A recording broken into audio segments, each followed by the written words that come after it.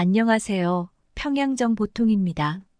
여러분, 혹시 얼마 전 북한 평안남도 강선에 우라늄 농축 시설을 공개한 사실을 알고 계시나요?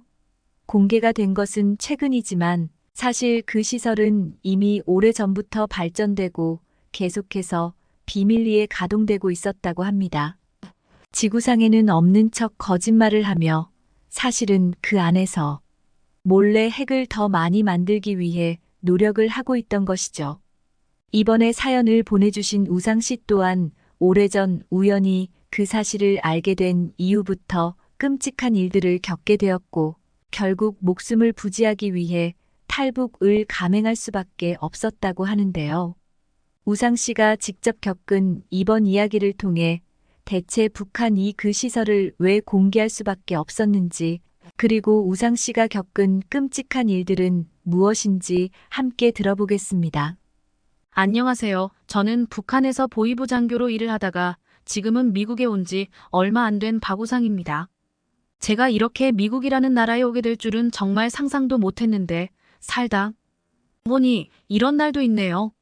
바깥 외출이 자유롭지 않지만 인터넷 그리고 유튜브를 접하고 시간 가는 줄 모르고 맨날 북한 이야기들을 찾아봤는데 이런 채널이 있다는 걸 알고 메일을 보내봅니다. 여러분은 살면서 알아서는 안 되는 비밀을 의도치 않게 발견한 적이 있으신가요? 그로 인해 삶이 완전히 뒤바뀐 경험을 해본 적이 있으신가요? 저는 북한이 세상에 알리고 싶지 않던 비밀을 발견한 뒤 인생이 정말 180도 바뀌어 버렸습니다. 오늘 저는 용기를 내어 그 비밀에 대해 이야기를 하기 위해 사연을 보내게 되었습니다. 쉽지 않은 결정이었던 만큼 끝까지 저희 이야기를 들어주셨으면 합니다. 그날은 평범한 하루처럼 시작됐습니다. 물론 그 하루가 제 인생을 완전히 뒤바뀌게 될 줄은 꿈에도 몰랐죠. 저는 그날도 보위부의 제 사무실에서 여느 때와 다름없이 서류 작업을 하고 있었습니다. 책상 위에 쌓인 서류들을 정리하다 보니 평안남도 지역에 관한 문서가 제 눈에 띄더군요. 처음에는 별 생각 없이 읽기 시작했는데 읽으면 읽을수록 뭔가 이상한 느낌이 들었습니다. 강선재, 강소, 그 이름을 보는 순간 왠지 모를 불안감이 엄습했습니다. 그리고 그 불안감은 완전하게 적중했습니다. 문서의 내용은 충격 그 자체였어요. 강선재, 강소, 지하에 거대한 우라늄 농축 시설이 있다는 내용이 적혀 있었죠. 그 순간 제 손이 떨리기 시작했습니다. 그 순간부터 숨도 제대로 쉬기 힘들 정도로 가슴이 답답해질 정도였죠. 주변을 둘러보니 다행히 아무도 제 모습을 눈치채지 못한 것 같았습니다. 제가 문서 하나에 왜 이렇게까지 벌벌 떠느냐? 구요, 이건 일반적인 문서가 아니었기 때문입니다. 저희 나라가 공개적으로 알린 핵시설들, 그러니까 풍계리 핵실험장, 동창리 미사일 발사장, 영변 핵시설 같은 곳들은 모두 허울에 불과하다는 것을 뜻하는 것이었죠. 다른 나라들의 눈을 속이기 위해 다른 곳들을 부각시키고 진짜 핵심은 이 강선에 있는 우라늄 시설을 개발하고 있다는 내용이었으나 이 사실을 알게 되자 온몸에 식은땀이 흐르는 것이 느껴졌습니다.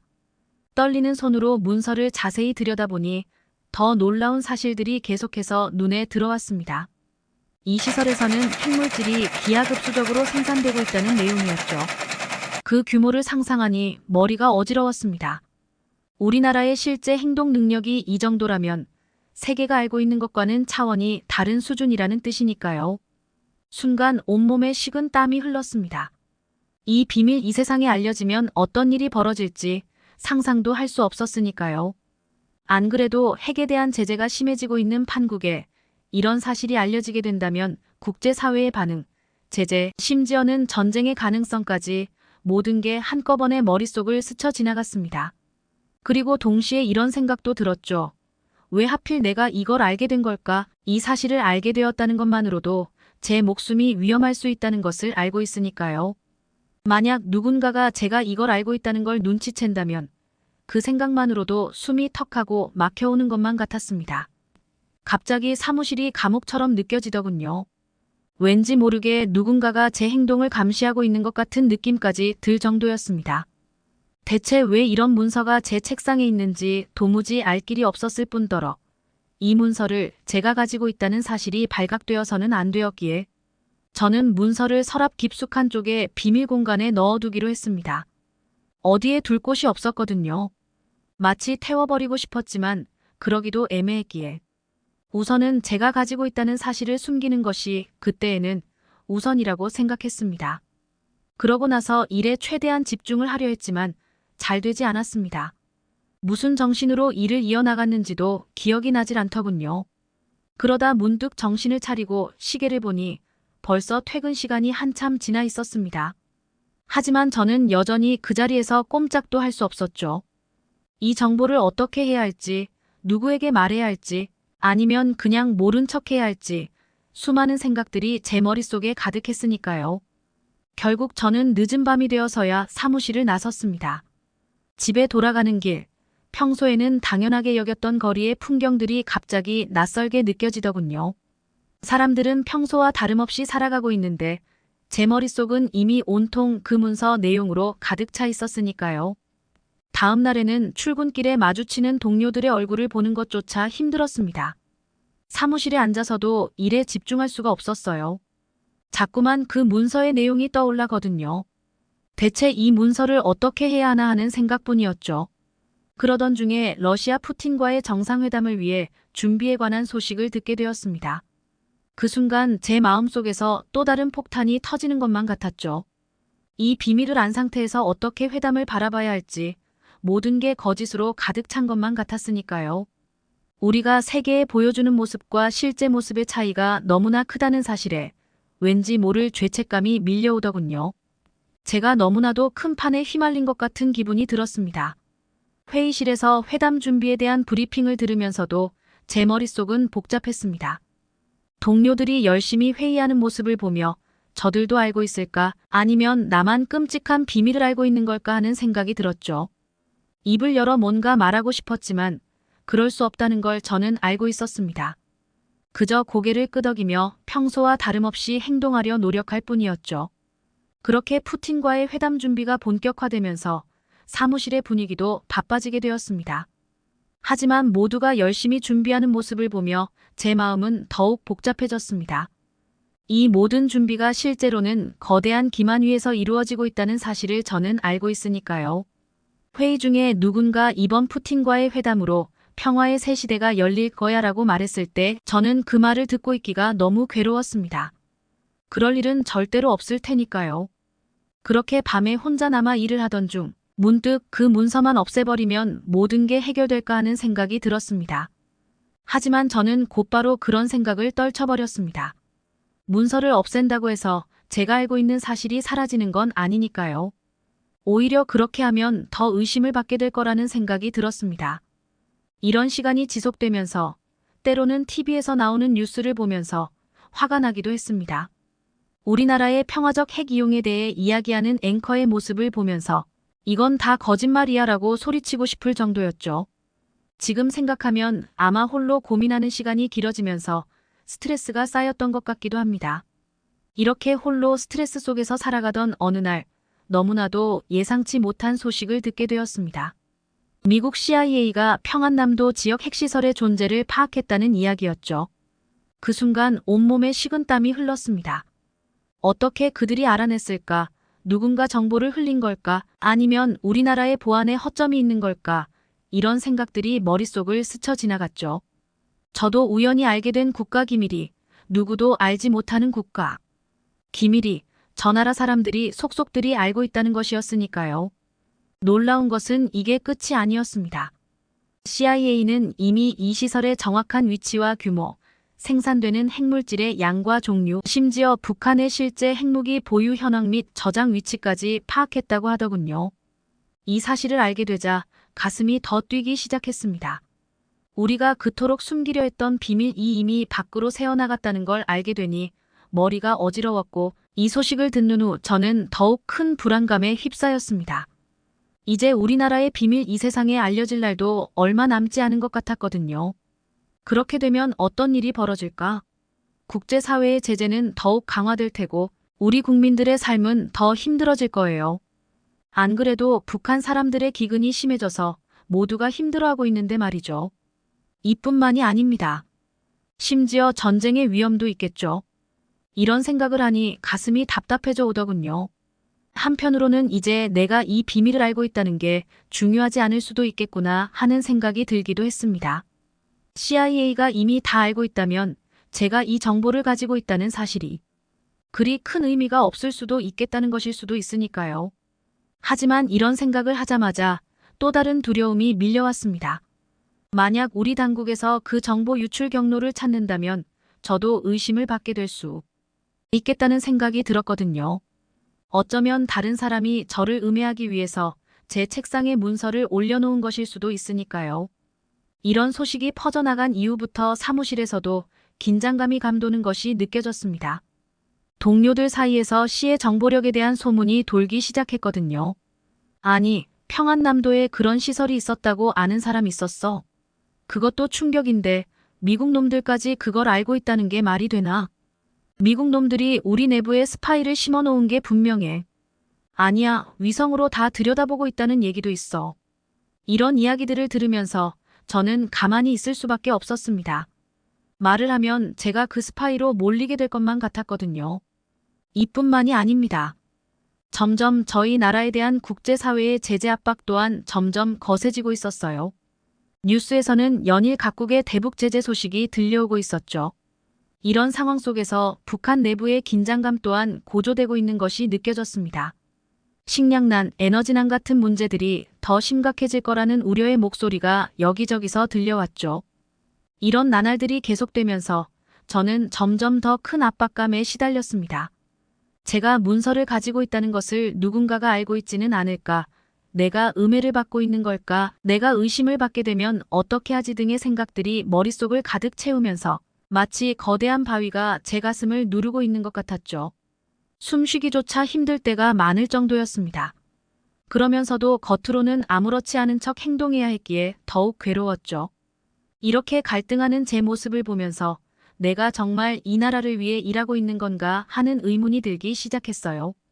평생을 조국을 위해 살아왔다고 믿었는데 지금은 그 믿음마저 흔들리고 있었으니까요. 이 비밀이 제 인생의 모든 것을 뒤흔들고 있다는 걸 느꼈습니다. 그러던 어느 날 사무실에서 일하던 중 갑자기 긴급회의 소집 명령이 내려왔습니다. 결국 모든 고위 간부들이 모였죠. 회의실에 들어서자마자 무거운 분위기가 느껴졌습니다. 수뇌부의 표정이 심각해 보였거든요. 그리고 곧이어 저는 충격적인 소식을 듣게 되었습니다. 동무들, 미국이 우리의 핵시설에 대해 상당한 정보를 입수한 것으로 보입니다. 여러분들도 아직 알지 못하는 국가기밀을 미국이 이미 다 알고 있다는 사실을 확인했습니다. 이 말을 듣는 순간 제 심장은 줄 알았습니다. 결국 그 소문으로만 치부했던 소식이 완전히 확실해지는 순간이었으나 회의실은 순식간에 술렁이기 시작했습니다. 어떻게 그런 일이? 우리 내부에 스파이가 있는 건가? 이대로 가다간 큰일 날 것 같습니다. 대책을 세워야 합니다. 스파이를 잡아내야 합니다. 이런 말들이 오갔죠. 저는 그저 가만히 앉아 있을 수밖에 없었습니다. 뭔가 말을 하면 제가 그 비밀을 알고 있다는 게 들통날 것 같았거든요. 그렇게 숨막혔던 회의가 끝나고 사무실로 돌아오는 길에 저는 다리가 후들거리는 것을 느꼈습니다. 이제 어떻게 해야 하나? 더 이상 이 비밀을 혼자 간직할 수 없을 것 같았거든요. 하지만 누구에게 말해야 할지, 어떻게 말해야 할지 도무지 갈피를 잡을 수가 없었습니다. 다음 날부터 사무실의 분위기는 완전히 이전과 달라졌습니다. 모두가 긴장한 채 서로를 의심의 눈초리로 바라보는 것 같았죠. 당에서 소문을 확실하게 한 이상 정보 유출의 경로를 찾기 위한 내부 조사가 시작될 것이라는 소문도 돌았으니 이런 상황에서 저는 더욱 조심스러워질 수밖에 없었습니다. 그러던 어느 날 저는 동료를 통해 부하 직원 중 한 명이 갑자기 실종됐다는 소식을 듣게 되었습니다. 그는 평소 조용하고 성실한 직원이었는데 하루아침에 흔적도 없이 사라졌다고 하더군요. 그리고 모두가 그의 실종에 대해 수긍했죠. 혹시 그가 스파이였던 건 아닐까? 아니면 도망간 건가? 이런 소문들이 돌기 시작했죠. 이 소식을 들으면서 저는 더욱 두려워졌어요. 나도 언제 저렇게 될지 모르겠어라는 생각이 점점 더 강해지기 시작했습니다. 저는 과연 우리가 가고 있는 이 길이 옳은 걸까? 이런 의문이 자꾸 들었습니다. 이렇게나 무리하게 핵무기를 개발하는 게 정말 우리 민족의 안정과 번영을 위한 길인지, 하지만 이런 생각을 하는 제 자신이 또 한편으로는 너무 두려웠죠. 이런 의심을 품는 것 자체가 위험한 일이라는 걸 알고 있었으니까요. 그러던 어느 날, 저를 완전히 무너뜨리는 일이 일어나고 말았습니다. 그날은 평소와 다름없는 아침이었지. 늘 그랬듯이 저는 일찍 일어나 출근 준비를 하고 있었습니다. 그런데 갑자기 또 한 번의 긴급 소집 명령이 떨어지니 순간 가슴이 철렁 내려앉았습니다. 한 번도 아니고 두 번이라니, 이건 정말 무슨 일이 나는 건가? 불길함이 엄습했습니다. 그렇게 저는 사무실에 도착하자마자 회의실로 향했습니다. 들어서는 순간 분위기가 심상치 않다는 걸 느낄 수 있었습니다. 모두의 표정이 굳어 있었거든요. 그리고 곧 저는 충격적인 소식을 듣게 됐습니다. 동무들 중대 발표가 있겠습니다. 우리의 경유하는 최고 지도자님께서 강선제 강소지하의 우라늄 농축 시설을 공개하기로 결정하셨습니다. 이제까지 비밀리에 발전되고 있던 곳으로 아직 공개 시점은 정해지지 않았습니다. 이제 공개 준비에 들어갈 예정입니다. 이 말을 듣는 순간 온몸에 전율이 흘렀습니다. 그동안 제가 알고 있던 그 비밀이 이제 세상에 드러나게 된 거죠. 회의실은 순식간에 술렁이기 시작했죠. 동료들의 표정에서 놀람과 불안, 그리고 혼란을 읽을 수 있었습니다. 이런 와중에도 발표는 계속되었습니다. 우리는 이제 핵물질을 기하급수적으로 생산하고 있다는 사실을 세계에 공개할 것입니다. 더 나아가 핵무기 증강 계획까지 발표할 준비를 하고 있습니다. 이 말을 듣는 순간 머릿속이 하얘진 것만 같았습니다. 우리가 지금까지 숨겨왔던 모든 것들이 한순간에 드러나게 되는 순간이었으나 아마도 미국이 이미 알게 되어 버렸기 때문에 아예 공개를 하기로 마음먹은 것 같아 보이더군요. 하지만 충격적인 발표는 이것이 끝이 아니었습니다. 그리고 곧 최고 지도부의 지시로 전면적인 내부 조사가 시작될 예정입니다. 정보 유출 가능성에 대해 광범위한 조사를 진행할 것이며 모든 직원이 대상이 될 겁니다. 그 말을 듣는 순간 제 식은 땀이 온몸을 적셨고 심장은 마구 뛰기 시작했습니다. 혹시 나도 의심을 받게 되는 건 아닐까, 이 생각이 머릿속을 강타하면서 숨쉬기조차 힘들어졌습니다. 회의실을 나오는 순간부터 복도를 지나가며 마주치는 시선들이 모두 날카롭게 느껴지는 것만 같았습니다. 누군가와 눈이 마주치면 서로 재빨리 시선을 피했으며 모두가 혹여나 자신이 의심을 사는 것은 아닐까 두려워하는 것이 분명했습니다. 그리고 그 중에서도 가장 두려워하고 있는 사람은 바로 저였죠. 퇴근 시간이 다가오자 모두가 서둘러 짐을 싸기 시작했습니다. 평소라면 수고하셨습니다라는 인사를 나누며 다 같이 엘리베이터를 탔을 텐데 그날은 달랐습니다. 모두가 제각각 다른 시간에 서로 다른 방향으로 퇴근했어요. 그리고 마침내 조사가 진행되면서 긴장감은 최고점을 달리게 되었습니다. 매일 누군가가 불려가 조사를 받았고 그중 몇몇은 돌아오지 않았거든요. 소문에 의하면 그들은 재교육을 받으러 갔다고 해요.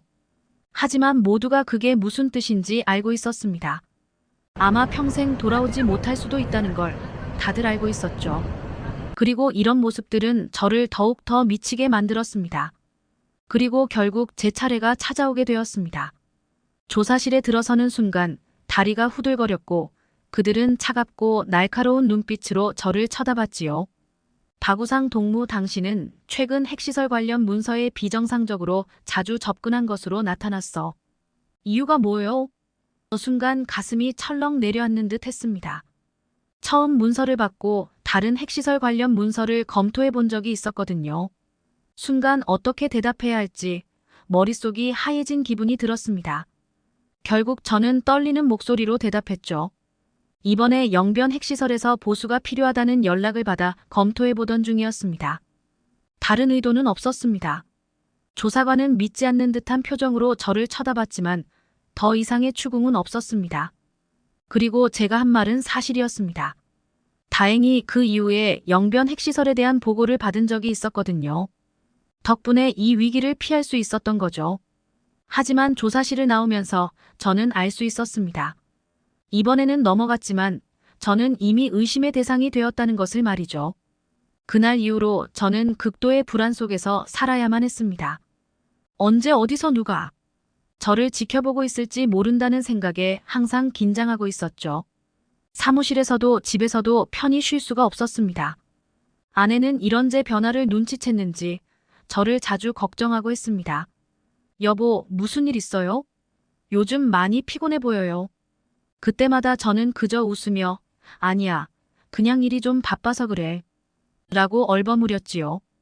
하지만 속으로는 비명을 지르고 있었습니다. 날이 갈수록 상황은 더욱 악화됐습니다.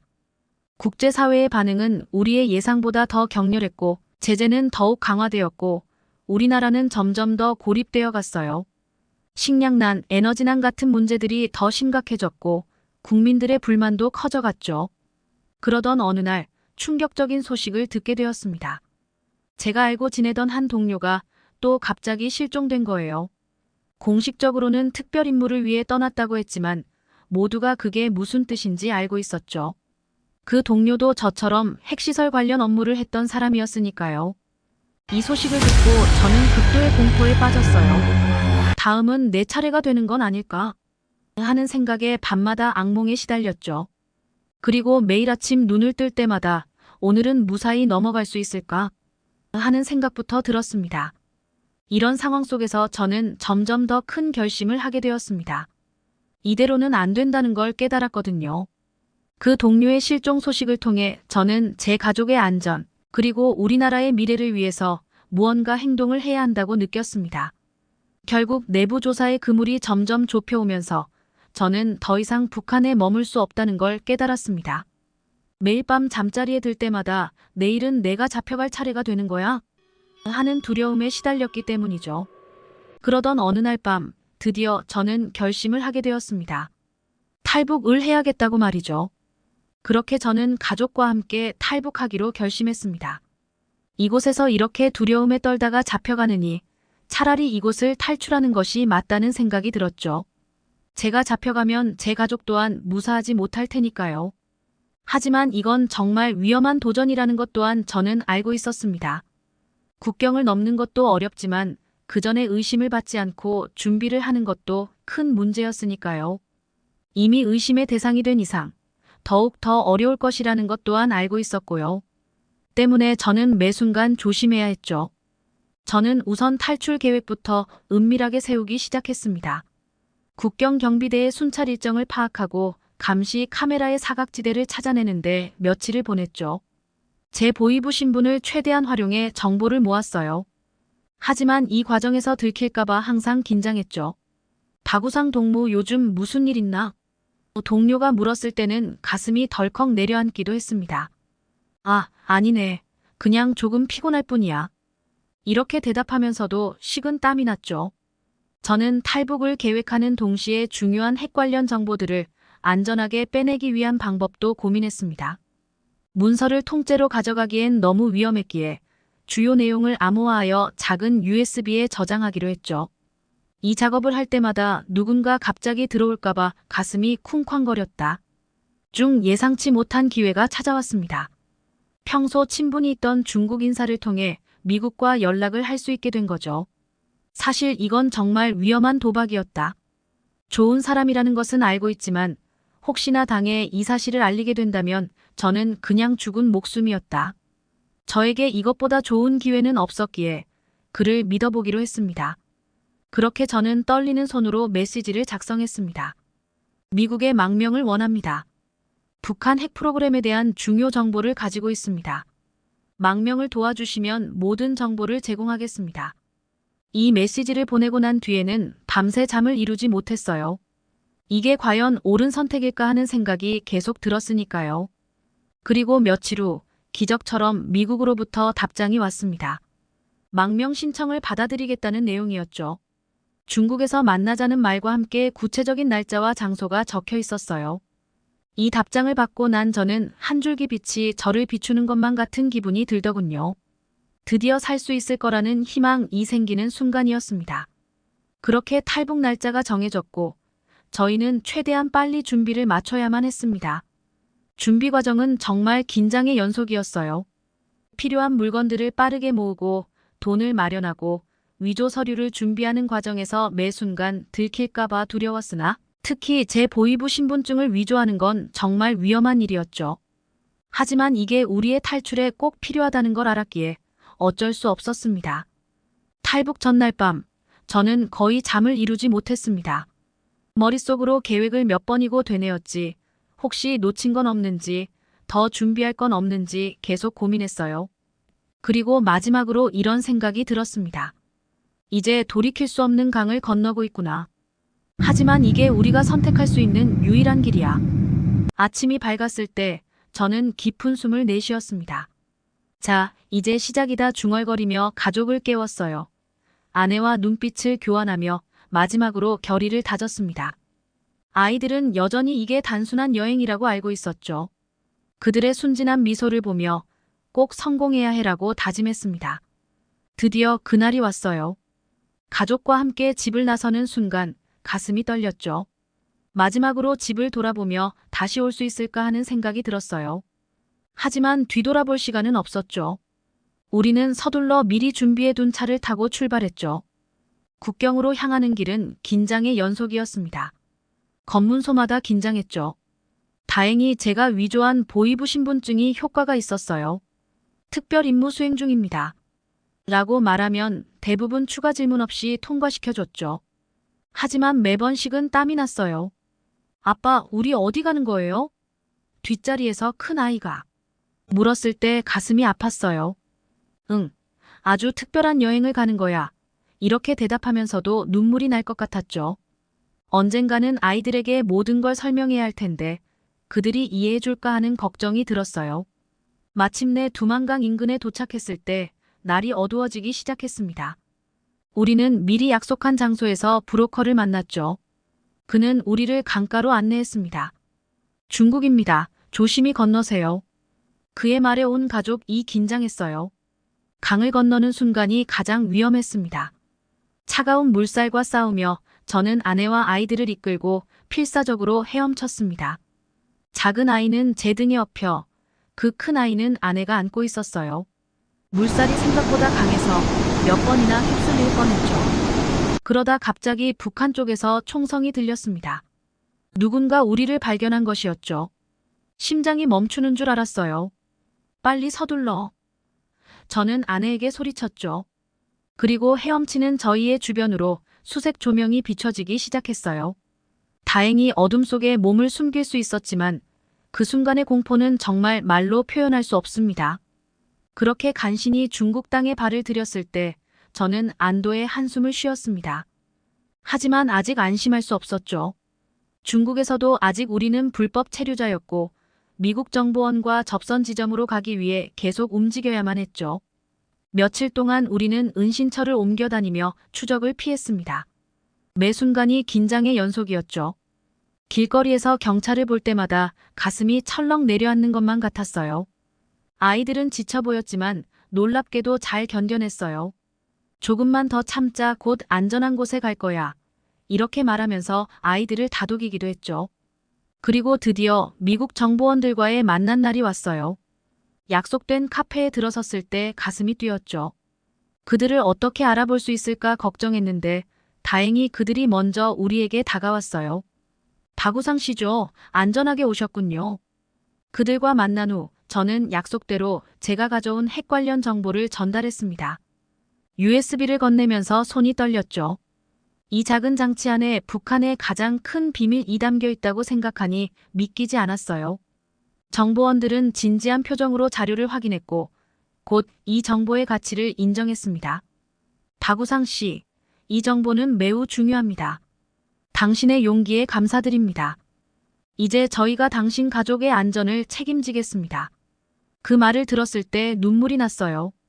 드디어 긴 여정이 끝나가고 있다는 안도감이 밀려왔어요. 하지만 동시에 조국을 배신했다는 죄책감도 들었어요. 복잡한 감정이 뒤엉켰습니다. 덕분에 우리는 신속하게 미국행 비행기에 오를 수가 있었습니다. 비행기가 이륙하는 순간 이제 정말 돌이킬 수 없는 강을 건넜다는 생각이 들더군요. 창밖으로 보이는 구름을 바라보며 앞으로 우리 가족 이맞이할 새로운 삶에 대해 저는 생각했습니다. 그리고 마침내 미국에 도착했을 때 그동안의 긴장이 한꺼번에 풀리는 것만 같았습니다. 생전 처음 보는 낯선 간판들로 가득한 공항에 발을 딛는 순간 저는 아내와 눈이 마주쳤어요. 그때는 우리 둘 다 눈물을 참지 못했죠. 여보, 우리 해냈어요. 아내가 속삭였습니다. 아이들은 여전히 상황을 완전히 이해하지 못한 채 신기한 듯 주변을 둘러보고 있을 뿐이었죠. 게이트를 통과해 나오자 미국 당국자들이 우리를 맞이해 주었습니다. 그들은 우리 가족을 안전한 장소로 안내했고 앞으로의 절차에 대해 설명해 주었죠. 그날 밤 안내받은 숙소에서 가족들과 함께 누웠을 때 많은 생각이 들었습니다. 우리가 옳은 선택을 한 걸까? 앞으로 어떤 삶이 기다리고 있을까? 북한에 남겨진 사람들은 어떻게 될까? 이런 생각들이 머릿속을 맴돌았죠. 하지만 옆에서 평화롭게 잠든 아이들의 모습을 보니 우리의 선택이 옳았다는 확신이 들었습니다. 이제 아이들은 자유롭고 평화로운 환경에서 자랄 수 있을 테니까요. 그리고 제가 가져온 정보가 어떻게든 세계 평화에 기여할 수 있기를 희망했습니다. 다음 날 아침, 저는 창밖으로 보이는 낯선 도시의 풍경을 보며 생각했습니다. 이제 새로운 삶이 시작되는 거야. 두렵기도 했지만 동시에 설레는 마음도 들었죠. 저는 우리 가족이 함께 이 새로운 도전을 헤쳐나갈 수 있을 거라고 믿었어요. 미국 정보원들은 짧은 시간 동안의 브리핑과 인터뷰를 거치면서 저는 다시 한번 제가 알고 있는 모든 것을 털어놓았습니다. 때로는 괴롭기도 했지만 이것이 제가 해야 할 일이라고 생각했어요. 그렇게 우리 가족은 새로운 삶을 시작하게 되었습니다. 언어도 다르고 문화도 다른 이곳에서 적응하는 게 쉽지는 않지만 우리는 함께 이겨내고 있답니다. 자유롭고 평화로운 이곳에서 살 수 있다는 것에 감사하며 언젠가는 한반도에도 평화가 찾아오기를 간절히 바라고 있습니다. 이렇게 우리 가족의 긴 여정은 끝이 났지만 동시에 새로운 시작을 알리는 것이기도 합니다.